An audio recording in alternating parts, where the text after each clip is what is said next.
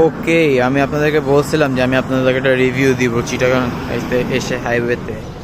দেখেন ভাই, জিনিসটা কত চোস। এখন পর্যন্ত আমি কিছু ধরিই নেই, এখন পর্যন্ত পুরা ক্লস মারতেছে। ন্যানো ব্ল্যাকটা যখন আমি অ্যাপ্লাই করছি, দেখেন সব জায়গাও দেখেন।